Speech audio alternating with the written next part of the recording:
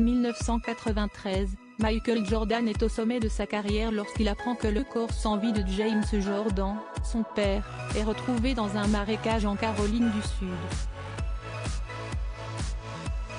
Une histoire bouleversante. Depuis ses débuts en tant que joueur professionnel en 1984, Michael Jordan est vu comme une véritable légende du basket-ball. Si bien qu'il est aujourd'hui l'athlète le plus riche au monde, avec une fortune s'élevant à 1,7 milliard de dollars, soit 1,59 milliard d'euros, dépassant ainsi Magic Johnson, LeBron James, ou encore Shaquille O'Neal. Au-delà de son talent, celui que la plupart surnomment MJ a aussi impressionné par sa persévérance, mais également sa capacité à faire face à de terribles épreuves.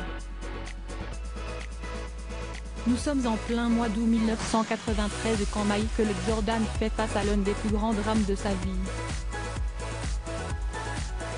Le corps sans vie de James Jordan, son père, est retrouvé dans un marécage de Bennettsville, en Caroline du Sud.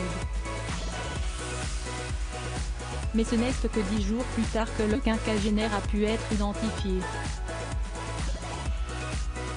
L'enquête révélera par la suite que James Jordan a été tué par balle à la suite d'un carjacking. Michael Jordan, les meurtriers de son père ont été arrêtés. Il n'a pas fallu beaucoup de temps aux forces de l'ordre pour trouver l'identité des meurtriers. Après avoir découvert le corps sans vie de James Jordan, les autorités remarquent que son téléphone portable a disparu. Les investigations relèvent ensuite une activité suspecte sur la ligne téléphonique ayant appartenu au défunt. Un fait qui a permis l'arrestation de Daniel André Green et Larry Martin de Mary, les deux criminels, qui, pendant tout ce temps, utilisaient régulièrement le téléphone de James Jordan. Au moment de leur arrestation, les individus portaient 2 bagues de vainqueur du championnat de NBA, un cadeau de Michael Jordan à son père.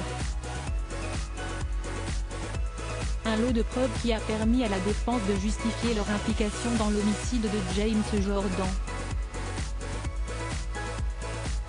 Au cours de leur procès, Daniel André Green et Larry Martin de Mary, qui ont reconnu les faits, ont tous les deux été déclarés coupables et condamnés à la prison à vie, d'après le New York Post.